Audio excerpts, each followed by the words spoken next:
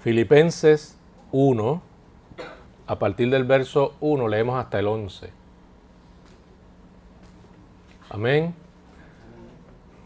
Damos lectura a Filipenses 1, a partir del verso 1 hasta el verso 11, que dice de la siguiente manera. Pablo y Timoteo, siervos de Jesucristo, a todos los santos en Cristo Jesús, que están en Filipos, con los obispos y diáconos, gracia y paz a vosotros de Dios, nuestro Padre, y del Señor Jesucristo. Doy gracias a Dios, o a mi Dios, siempre que me acuerdo de vosotros, siempre en todas mis oraciones, rogando con gozo por todos vosotros, por vuestra comunión en el Evangelio, desde el primer día hasta ahora, estando persuadido de esto, que el que comenzó en vosotros la buena obra, la perfeccionará hasta el día de Jesucristo. Como me es justo sentir esto de todos vosotros, por cuanto os tengo en el corazón, y en mis prisiones y en la defensa y confirmación del Evangelio, todos vosotros sois participantes conmigo de la gracia, porque Dios me es testigo de cómo os amo a todos vosotros con el entrañable amor de Jesucristo.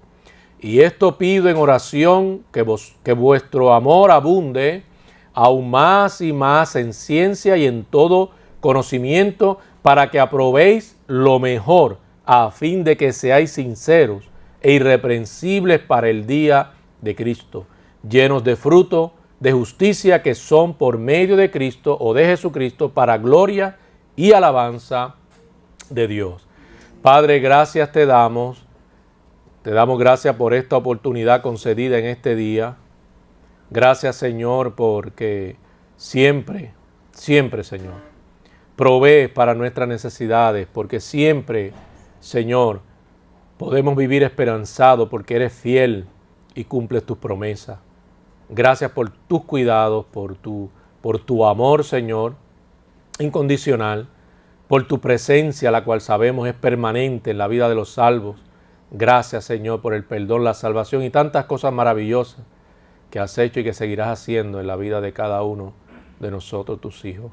Bendícenos, Señor, y que podamos siempre sacar el mayor provecho de todo lo que es tu verdad. Por Cristo Jesús, a quien damos gloria. Amén y amén. Algo a considerar inmediatamente, ¿verdad?, es las circunstancias en las que Pablo se encontraba, las cuales, cuando uno considera, parecieran ser unas que no inspiraran de ninguna manera a un creyente a ser fiel y sobre todo a estar gozoso en el Señor. Las dificultades muchas veces, ¿verdad?, las circunstancias adversas muchas veces pueden ser abrumadoras.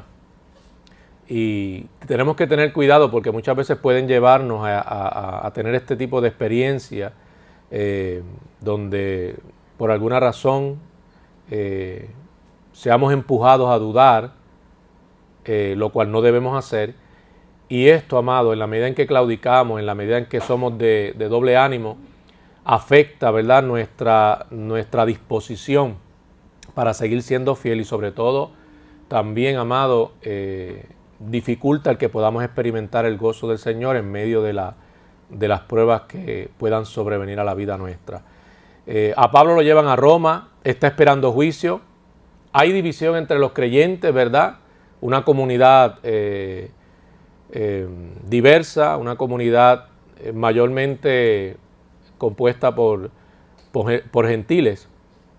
Y una de las preguntas que surge cuando uno estudia el contexto es precisamente cómo es posible, ¿verdad?, uno poder experimentar el gozo del Señor y proseguir adelante con esa certeza, ¿verdad?, con esa entereza, con ese ánimo pronto, sobre todo para seguir haciendo la voluntad de Dios, cuando quizás uno pueda pensar que las cosas no les van yendo a uno tan bien, ¿verdad?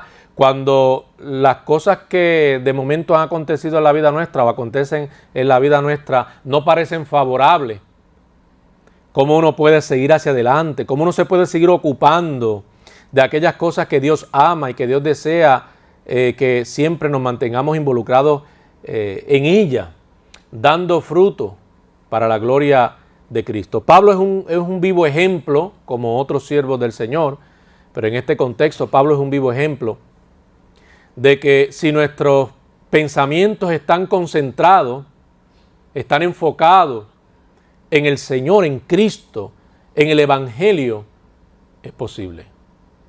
Es posible, independientemente de las circunstancias que puedan presentarse en nuestra vida, nosotros, en vez de claudicar, mantener viva la esperanza, mantener viva nuestra fe y sobre todo presentarnos ante las dificultades de la vida, ante los desafíos de la vida, con mucha seguridad. Y yo creo que Pablo viene a ser un ejemplo para nosotros los cristianos de que se puede seguir avanzando en medio de las situaciones duras, de que se puede seguir siendo fiel, de que se puede seguir amando a Cristo con la misma intensidad. Es decir, que la situación difícil o dura no tiene por qué, ¿verdad?, hacer menguar esa intensidad con la que hemos estado amando al Señor, con la que hemos estado dispuestos a servir a Cristo, sino lo contrario, las dificultades, lejos de eso, de verlo de esa manera o pensar de esa manera, pueden incentivarnos a amar más aún a Dios, a comprometernos más aún con Cristo y su obra, a dedicarnos más a Él. Pero para que estas cosas sucedan, definitivamente, nuestros pensamientos tienen que estar en el Señor y en su propósito, en su plan. Y sobre todo, si se tiene esta conciencia cristiana, si nosotros sabemos que ahora vivimos para el Señor, que las demás cosas pasan a ser secundarias. No debemos vivir tan afanados por las cosas efímeras o temporales o pasajeras, sino cuando estamos totalmente concentrados en aquello que es eterno, en aquello que es perdurable, ¿verdad? Pues esto es posible. Y Pablo nos da cátedra sobre ese particular. Podemos, en una total dependencia de nuestro Señor, es posible. Consciente de que nuestras fuerzas vienen de Dios, es posible no desmayar. Y es posible tener el ánimo y el valor que se requiere, amado, para las pruebas que sobrevienen a la vida del cristiano, sobre todo cuando hablamos de persecución por causa de la verdad. Porque muchas de las situaciones que sobrevienen a la vida de Pablo sobrevienen por causa precisamente de él ser un defensor de esa verdad. Al no estar dispuesto a negociar esa verdad, al tomar esa verdad como una que tiene mucho más valor, sobrepasa en valor a su propia vida. Pablo entiende que no hay otra razón por la cual vivir que no sea esa causa. Y es que realmente no hay otra causa que pueda superar en valor a esta. Si nos enfocamos en las demás cosas que aparentemente pueden tener algo de valor, todas son pasajeras. Y por más que nos afanemos, las vamos a perder. Como la arena del mar entre nuestros dedos. De pronto siente que las posees y que tienes control sobre ellas. Y en cuestión de segundos, se escapa, se va. Se deshace. Es mejor invertir, y Pablo es un ejemplo de eso, es mejor invertir toda la juventud, todas nuestras energías, todas las fuerzas que nos queden, todo el intelecto, todo lo que Dios mismo nos ha provisto y ha dado, para con buen ánimo cumplir la tarea que tenemos por delante, sabiendo que de esa manera, en la medida en que seguimos haciendo la voluntad del Señor, en la medida en que decidimos cada día dar un paso al frente y ser fiel, honramos a Jesucristo. Y otros que no han conocido al Señor son añadidos. Algo interesante que destaca de Filipenses y de su contexto, ¿verdad?, es la importancia de tener un solo sentir, preocupándose, ¿verdad?, por ciertas prioridades que tienen que ser importantes para todo verdadero cristiano. Y de hecho, todo verdadero cristiano estará preocupado, velando por estas prioridades. Quien no sea realmente creyente no estará atento no estará atendiendo estas prioridades, no le dará el valor, no le dará la importancia y no procurará el obedecer al Señor para cumplir con ello. Estar en Cristo es ser parte de la comunión cristiana y es una fuente de gozo, sobre todo cuando las cosas se ponen difíciles. Cuando uno habla de un verdadero salvo, de un verdadero creyente, de alguien que verdaderamente ha nacido de nuevo, esa persona ama el estar en comunión con otros que han sido salvos. En lo profundo de su ser tiene una gran necesidad, una necesidad que se vuelve apremiante de caminar con otros, no de caminar solo, caminar con otros que igualmente se han abrazado a Cristo, que se han entregado a su evangelio, que quieren compartir y testificar de esa verdad a aquellos que no la han conocido a fin de que sean libres. Estiman a sus hermanos, los necesitan, los aman y glorifican a Dios por esa familia de salvos, de redimidos. Y siempre desean estar junto con ellos adorando, glorificando, perseverando en la sana enseñanza, animándose los unos a los otros, entendiendo que son un recurso importante para dar estímulo a su otro hermano y animarlo a que siga hacia adelante en esta carrera, amado, que tenemos por delante. Con todas nuestras debilidades y flaquezas, vemos la gran necesidad de caminar unidos, de marchar juntos, teniendo el mismo deseo de glorificar al Señor en todo lo que decidimos hacer. Eso es lo que distingue a la comunidad cristiana, que realmente y genuinamente es cristiana. Hay sinagogas de Satanás que tienen nombre de que son lugares cristianos, ¿verdad?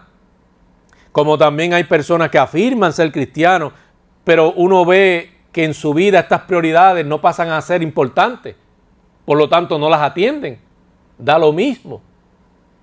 Y eso es algo, amado, que entonces llama la atención y es algo cuestionable si verdaderamente la persona está en la fe o no lo está. Pero quien está en la fe, el Señor lo encamina y el Señor le asiste. Y hay un deseo de seguir adelante siendo fiel a Cristo, a la encomienda del Señor. Hay un deseo profundo de querer honrar al Señor a través de las acciones, pensamientos, de lo que se dispone a hacer. Pablo estaba prisionero, pero él no se veía como un prisionero de Roma, sino de Cristo. Amado, para uno enfrentar las dificultades de la vida de esa manera, con una perspectiva como esa, definitivamente hay que tener una cosmovisión correcta y apropiadamente cristiana. Porque imagínense, él está siendo ahora mismo, él está siendo procesado en el contexto y es un preso. Y él ve las cadenas, esas cadenas están puestas, pero él no se ve como un prisionero de Roma, sino como un prisionero de Cristo. Él entiende que la acción libre y soberana de Dios ha permitido lo que ha permitido y eso cumplirá un propósito. Porque él sabe que él ha sido un bienhechor. Él ha amado a Dios. Él está sufriendo por amar a Dios, por hacer la voluntad de Dios, por agradar a Dios, por honrar a Dios. Él no está sufriendo aquí por sus pecados, por sus maldades, no. Por ser fiel a Cristo, por ser fiel a su evangelio. Entrega su vida. Si tiene que morir, está dispuesto a morir. O sea, y veámoslo más allá, si él entiende que él no es un prisionero de Roma, sino de Cristo, entonces, aunque ciertamente le den muerte los romanos, por mano de los romanos muera, él entiende que Dios mismo permitiría su muerte. O sea que nadie está sobre Dios, ni siquiera el gran imperio romano estaba sobre Dios para Pablo.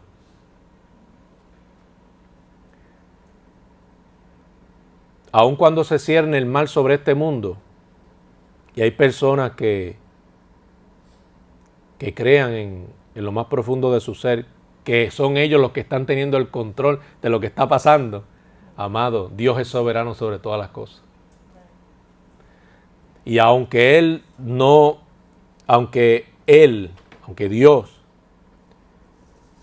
no es el causante directo del mal, todo lo que acontece, Dios permite todas las cosas y todas las cosas cumplen el propósito divino. Cumplen el designio de Dios. Y así lo ve Pablo. Si de pronto se ve arrestado, pues tenía razones. Podía vaciar una lista de quejas quizás, pero él no hace eso.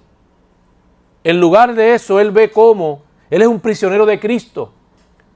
Y por causa de hacer la voluntad de Dios y de honrar a Dios, decidir honrar a Dios, está padeciendo por esa fidelidad, sufriendo penalidades como un buen soldado.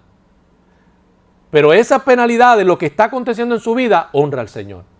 Eso es una gran diferencia, porque no es por causa, como dije, de pecado y maldad, sino por causa de la verdad.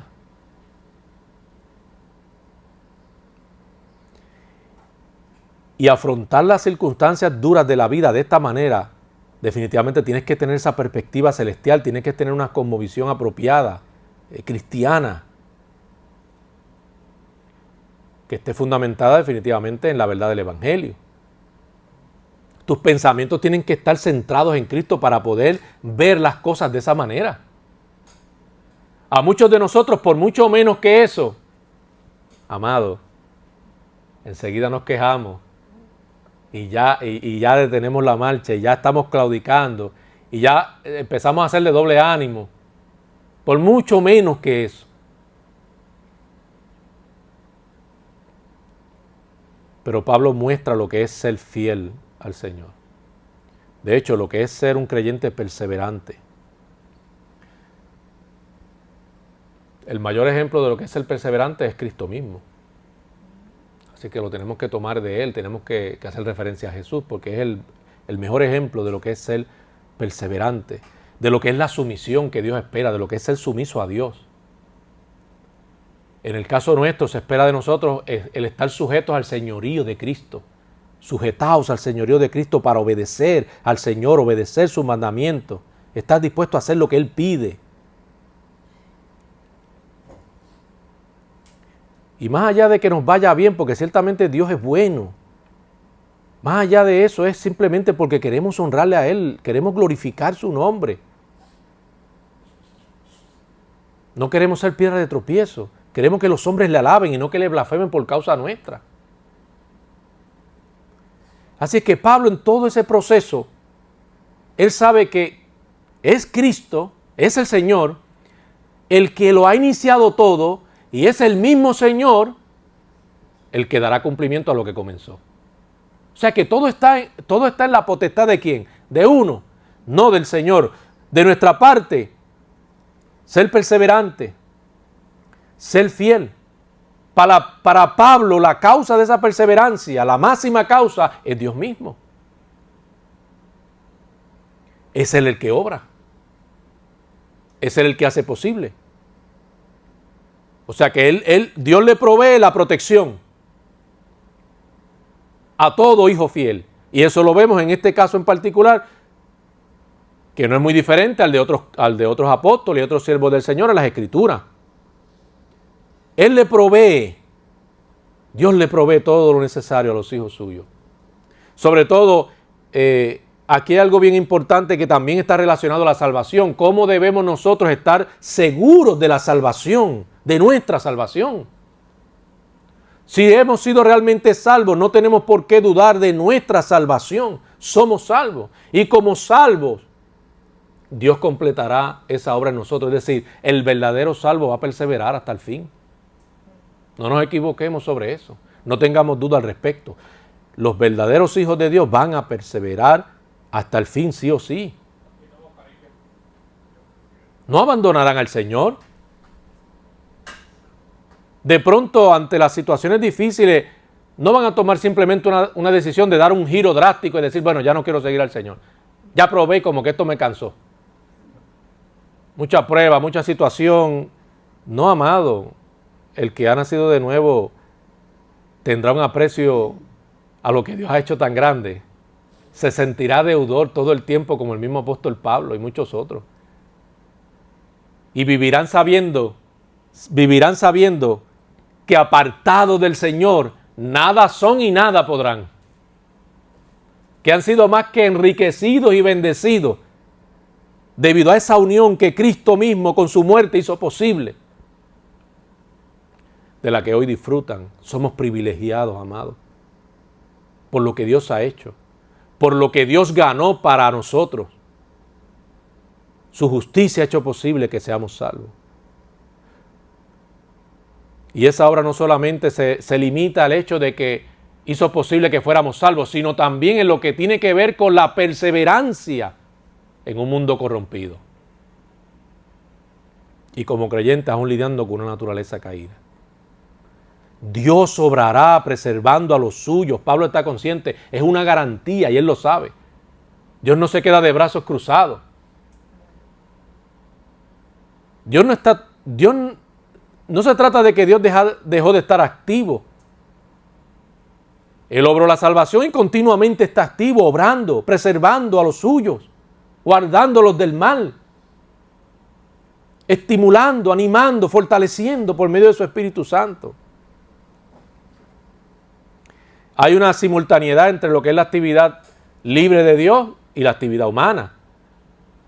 Se reconoce una actividad humana en la Escritura, hay una perseverancia, es decir, hay toda una serie de exhortaciones a los creyentes de que perseveren. Pero no nos debemos confundir como pasa con muchos creyentes que confunden esto.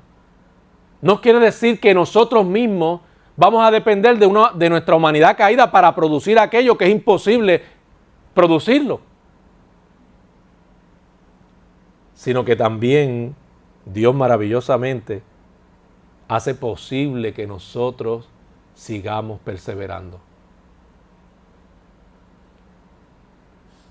Hace posible que nosotros veamos la necesidad, lo importante que es vivir dependiendo de un Dios soberano. Hace posible que cada día usted tenga sed de Dios. Eso no solo debemos a la naturaleza nuestra caída, no. Esa riñe, esa no quiere, esa le dice, quédate que está frío. ¿Ah? Dale más tiempo a la peliculita que está buena. Eso puede hacer esa naturaleza caída.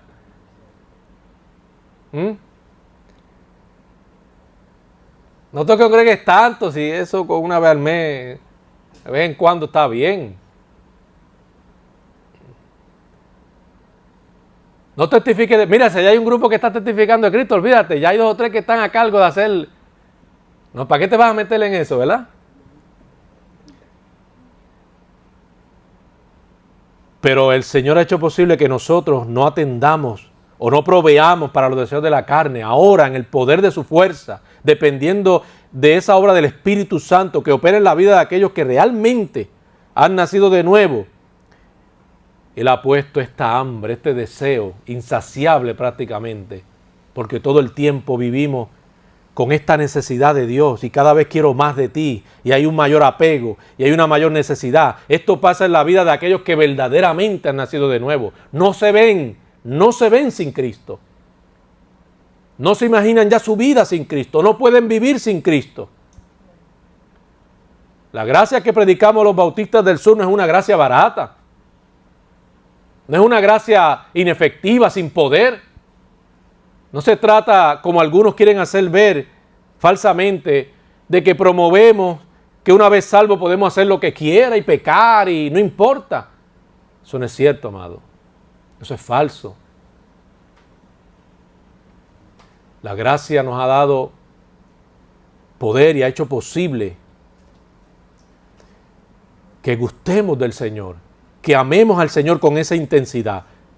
Y es la que seguirá siendo posible que perseveremos hasta el fin. Por eso es que bíblicamente, y hay sustento suficiente como doctrina bíblica para enfatizar que la salvación no puede perderse. Un verdadero creyente, alguien que verdaderamente ha nacido de nuevo, no pierde su salvación. Y amado, si uno vuelve a reenfatizar, lo dice Pablo claramente, el que empezó la buena obra, es Él el que la va a terminar. Nunca dice que depende de uno la salvación. No dice en ninguna parte de la Escritura que nosotros aportamos algo, aunque sea un poco, a la salvación. No. Es obra de Dios. Se atribuye a Él, porque es su obra. Es algo que solo Él puede hacer. Y que por los méritos de Cristo y la justicia de Cristo hizo posible. Dios salvaría a los suyos. Dios haría posible que los que habían sido elegidos, predestinados, fueran salvos. Que Dios desde antes de la fundación del mundo, en su presciencia, igualmente conocía cuál sería la respuesta de aquellos a quienes se presentara el Evangelio. Entonces no debemos confundir esto con lo que dice Hebreos, porque algunos creen que no, que la salvación se puede perder, porque mira que cuando leemos Hebreos 6, del 4 al 7, allí dice, ¿verdad? O da a entender que es imposible que los que una vez fueron iluminados y gustaron del don celestial y fueran hechos partícipes del Espíritu y asimismo gustaron de la buena palabra y los poderes del siglo venidero y recayeron, sean otra vez renovados para arrepentimiento y bueno, y muchas otras cosas más. Eso fácilmente no está probando nada de un verdadero salvo. Eso puede describir a Judas mismo. Judas gustó del don de Dios. Anduvo con Cristo. No era salvo.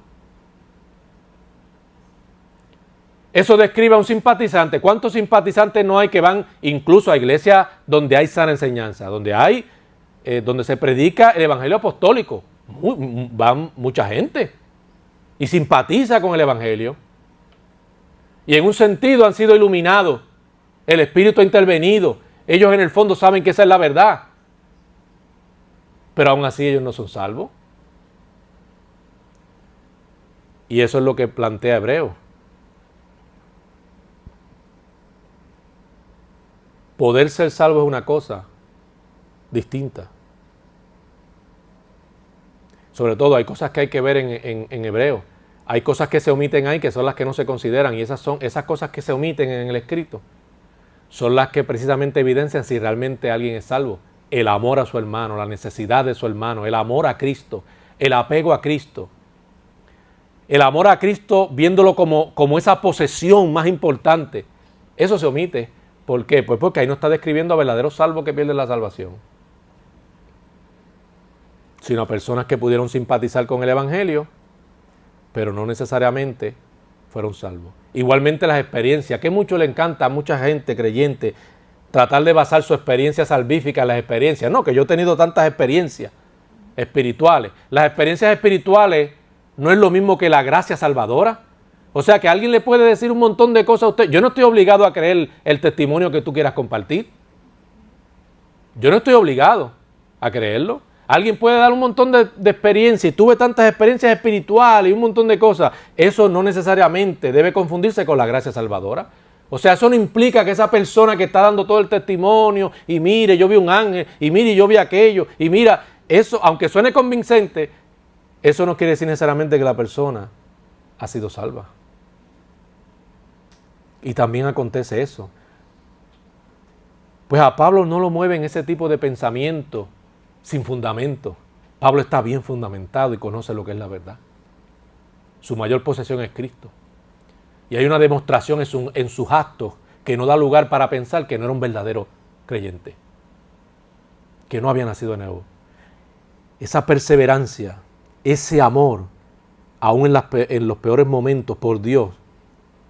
Ese amor intenso que lo lleva incluso a ver más allá de esos grilletes que él no ve que está bajo la merced del Imperio Romano, sino que Cristo lo ha llevado allí. Porque el Señor suyo es Él, es Cristo. Nosotros tenemos, usted sabe que en los países hay gobernantes, hay presidentes. Pero ¿quién es nuestro gobernante? El gobernante de un verdadero salvo, ¿quién es? Cristo.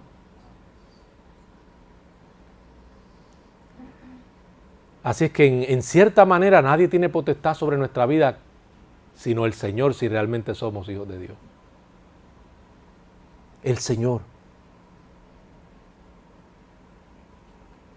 Participaban en el ministerio, esta comunidad de Filipo, que era mixta, en su mayoría compuesta por gentiles, participaban en el ministerio del Evangelio junto a Pablo, muchos de ellos.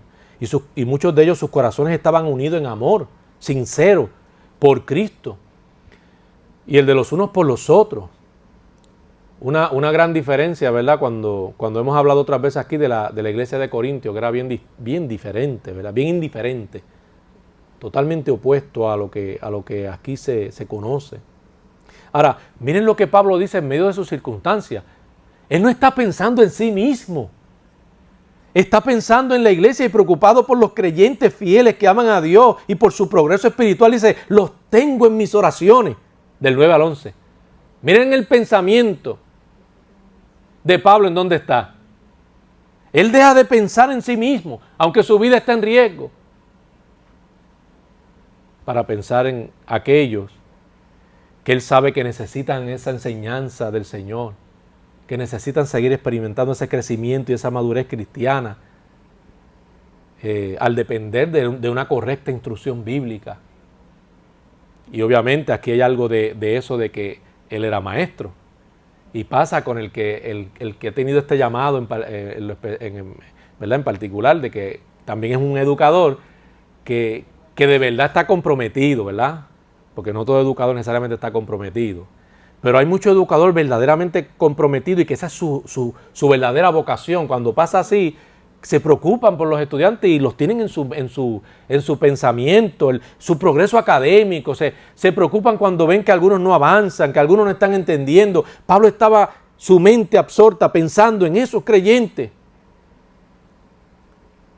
Sí, porque un cristiano vacío es una tragedia. Un cristiano que no pueda ser capaz de expresar que vive porque tiene un propósito, honestamente, amado, no se sabe qué está pasando ahí. No sabe dónde está parado. No puede ser. Si es creyente, que no sepa cuál es el propósito. Cuál es la voluntad de Dios. ¿Qué debe estar haciendo? ¿En qué debe estar ocupado? Pero Pablo oraba intensamente por los demás. A veces quisiéramos estar con los hermanos, con todos los hermanos, ¿verdad? Presentes, sobre todo en situaciones difíciles. Y aunque físicamente a veces no podemos estar y tenemos esa limitación, porque no somos Dios, claro está. Pero qué importante viene a ser la oración. Imagínense, a veces cuando uno no era un salvo, ¿cuántas personas pudieron haber estado intercediendo por uno que todavía al día de hoy no sabemos? Uno mismo no estaba orando, uno mismo estaba... ¿verdad? Siendo dominado por el pecado, no siendo creyente. ¿Cuántas personas quizás estaban intensamente orando por ti? Y nunca lo llegaste quizás a conocer. Pero Dios, por la fidelidad de ellos, mostrada al Señor, escuchó también sus peticiones y honró la fidelidad de ellos porque oraban con esa intensidad y porque su oración era conforme al propósito de Dios. Debemos orar por los perdidos que sean alcanzados, que Dios permita que ¿verdad? Los que tienen el don de predicar y la enseñanza con denuedo lo puedan seguir haciendo, que se abran puertas para que eso pase. Aun cuando vivamos en un contexto donde cada vez se pretenda restringir más la libertad cristiana, más aún debemos poner empeño en orar, Señor, mantén las puertas abiertas para que el Evangelio se dé a conocer en todo lugar. Pablo tenía una gran preocupación por el progreso del Evangelio mismo. Nuestras reuniones deben de incentivarnos cada día a pensar en el progreso del Evangelio. ¿Qué es el progreso del Evangelio? Bueno, son muchas cosas, pero una de ellas importante. ¿Qué alma no ha conocido al Señor que quizás yo puedo alcanzar? Que de alguna manera yo puedo alcanzar, quizás yo pueda ser el que le dé ese toque. Y cómo Dios puede permitir que nos armemos de valor para testificar de Cristo, compartir nuestra experiencia cristiana, pero más que nuestra experiencia, el Evangelio bíblico, apostólico, a fin de que aquellos que no han conocido al Señor puedan ser librados de esas cadenas, de esas prisiones que los conducirán a una condenación eterna. Pablo pensaba en el progreso del Evangelio. Ponía a Cristo primero, eso es poner a Cristo primero. Estaban las cadenas en sus muñecas, pero estaban en sus prisiones en Cristo. Estaban sus enemigos causando problemas por su predicación supuestamente egoísta. ¿Qué pues? Están predicando a Cristo. O sea que aún aquellos que no necesariamente exponían un evangelio de la manera más adecuada, en algo él se gloriaba, en que estaban hablando de Cristo. Y Cristo era exaltado. Y Cristo de alguna manera, ¿verdad? Se volvía un tema importante, un tema de discusión que permanecía sobre otros temas. Estaban sus amigos preocupados por él y orando por él. Excelente. Eso exalta a Cristo. Miren la mentalidad de este hombre. Lejos de razones para quejarse podían haber, pero él decide no quejarse, ¿verdad? Y ver de qué manera en toda esa situación dura glorifica al Señor. Cristo sea magnificado por vida o por muerte. Ese es el pensamiento de él, por vida o por muerte. Por eso Jesús decía, y eso es como hacer eco de lo que Cristo mismo decía, el que estima demasiado su vida la va a perder. Es decir, no puede ser alguien realmente salvo, discípulo, si estima demasiado su propia vida. Y es por esto que estamos aquí, se está discutiendo aquí. Porque alguien no va a tener, no va a poder servir a Dios con ese amor sacrificial si estima demasiado la vida propia, si para él van a importar demasiado otras cosas. Si hay otras cosas que pasan a ser ese mayor interés, no puede. Pablo dice, incluso mi vida. No estima ni siquiera eso. Para él Cristo lo era todo. Para ti Cristo lo es todo. Cristo lo es todo para ti, es lo más importante para ti. ¿Estás dispuesto a vivir, morir, si fuera necesario por él? No importa que acontezcan situaciones duras que pongan a prueba tu fe. Debemos confiar en Cristo, depender de la sabiduría de Dios y de su fortaleza. Pablo decía en Efesios 3:1, por esta causa yo, Pablo, prisionero de Cristo Jesús, por vosotros los gentiles. Sigue diciendo, por esta causa yo, Pablo, prisionero de Cristo Jesús,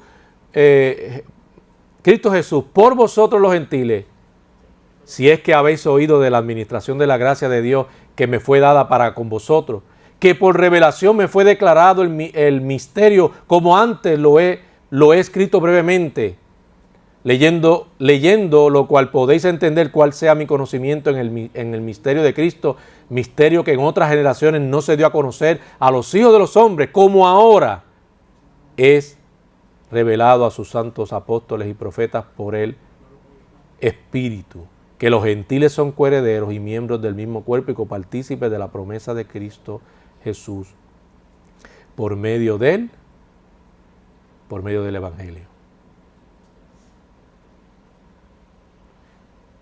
Pablo fue ese tipo de siervo que al haberse entregado sin reserva, al haberse abnegado de esa manera, se puede decir que tenía una audiencia cautiva, aun cuando no estuviera presente a esa audiencia. O sea, la manera en la que él pudo influir para bien en la vida de tantos creyentes, siendo él como una especie de padre espiritual. No hay que tener mucha cana para ser padre espiritual, ¿sabes? Por si acaso. O sea, usted puede ser y debe aspirar a ser un ejemplo para su hermano en la fe. Y aunque no lleve tantos años, no hayan transcurrido tantos años, usted posiblemente tiene o goza de una madurez cristiana que es de mucha bendición y por eso le estiman. Usted valore cuando le estiman por causa de eso. Pero usted también cuide su corazón, ¿verdad? Cuide también a su vez su corazón. Que no vaya a ser que usted trate de atribuirse a usted mismo, ¿verdad? Todo lo que esté pasando y cómo Dios le usa y cómo usted puede ser de bendición en la vida de otro. Siempre atribuimos todo a la obra del Señor que hace posible. Aunque siempre reconocemos que Dios está dispuesto a honrar la fidelidad de sus hijos de muchas maneras. Pero Pablo, amado, era un gran ejemplo, un vivo ejemplo de cómo se conduce un cristiano, cómo mantiene su mente, su pensamiento, su corazón deben estar puestos en el Señor. Cómo Cristo debe estar entronado en el corazón del cristiano. O sea, Pablo ponía a otros en segundo lugar. Y a aquellos que ponía en segundo lugar o aquellas cosas que ponía en segundo lugar, no necesariamente es que no fueran importantes.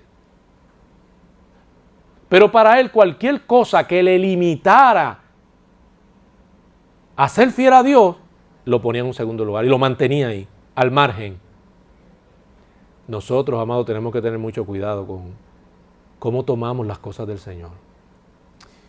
A veces hay cosas que hay que mantenerlas al margen, es decir, en un segundo lugar. Pueden ser el importante, pero hay que mantenerlas en un segundo lugar.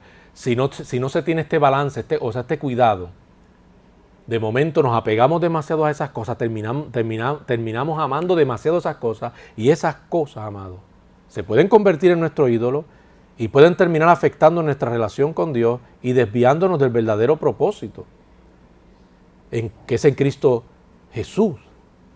El egoísmo siempre trae problemas, amado. El egoísmo siempre alimenta la infidelidad. Y muchas veces lo que nos lleva a nosotros, lo que nos lleva a nosotros a amar otras cosas más que a Dios, aunque no lo queramos reconocer a veces, es el egoísmo. Y el orgullo. No podemos ser sabios en nuestra propia opinión. Atendamos el consejo de Dios, atendamos lo que dice la palabra de Dios, lo que Dios nos dice a través de su palabra. ¿Qué Dios nos habla? ¿Qué Dios nos comunica? ¿Qué Dios nos revela como verdad? Y prestémosle atención. No solo es para que la observemos, prestémosle atención y pidámosle a Dios que nos dé la fuerza para ser conforme a lo que su palabra dicta. Pablo era un ayudador incansable, pero aún en la tarea de ayudar a otros también hay que tener cuidado de no involucrarse tanto en lo que es la actividad que corresponde al ministerio, dejando de lado la relación con Dios. Entonces no puede marchitarse, la relación de Dios es fundamental, es la base de todo, Dios es la base de todo. Y a veces entonces puede pasar que terminas dándote a todo el mundo y haciendo tantas cosas, incluso por amor. Pero amado, tu relación con Dios está descuidada. Entonces no puede ser. Así que Pablo se pone a sí mismo en último lugar. Debemos estar dispuestos incluso, si es necesario, a ponernos en último lugar para poder dar paso a aquello que glorifica a Cristo sobre todas las cosas. La fe del Evangelio. Hay batallas que emprender en la vida cristiana. Pablo nos advierte con su propia experiencia, con todo lo que se nos comenta, cuando apreciamos todo el contexto y demás, que hay enemigos, amados. Los enemigos de la cruz son reales. Están los falsos hermanos, que es todavía peor. Los falsos hermanos es peor todavía. Y Dios ha sido tan maravilloso porque nos ha permitido llegar a ser parte de la familia, de esta comunión, gozar de esta comunión del Evangelio. Nos ha permitido y ha hecho posible que lleguemos a ser siervos útiles. Y también ha hecho posible que nuestra fe sea alimentada y crezca y sea robusta para enfrentar a los opositores, a enfrentar nuestra propia naturaleza caída, resistiéndola, deseando ser fiel al Señor, alimentando la nueva naturaleza que hemos recibido como hijos de Dios para crecer en todo el conocimiento, en todo lo que agrada al Señor. en todo lo que honra a Cristo, en todo aquello que va a preservar nuestra propia vida de peligro. Porque el conocimiento de la palabra de Dios es para que te preserve del peligro. La palabra de Dios será luz si tú la amas, si la conoces. Ella será lumbrera si la conoces, si la estudias, si la grabas en tu mente. Te iluminará tus pasos. Y te brindará también protección. Hay un enemigo real, destructor, que es Satanás. Y Cristo es todo lo opuesto. Cristo es unificador. Satanás es divisor. Satanás divide, separa. Cristo une. Tenemos que tener mucho cuidado cómo modelamos como cristianos, cómo nos expresamos, ¿verdad? Tenemos que ser conscientes de estas cosas porque podemos, aun cuando no necesariamente se tenga la intención, pero si no somos cuidadosos, podemos a veces nosotros abonar, ¿verdad?, a problemas, amado, contribuir a mayores problemas. Y no debe ser así como siendo nosotros hijos del Señor, siendo creyentes, no puede ser de esa manera. Debemos seguir el ejemplo de Cristo, que es unificador. Eso no quiere decir que el pecado no se confronte cuando se deba confrontar, pero siempre haciendo todo en el amor del Señor y como para el Señor. No permitamos que el enemigo nos atemorice, envenene nuestra mente. No podemos creer la falsedad del enemigo.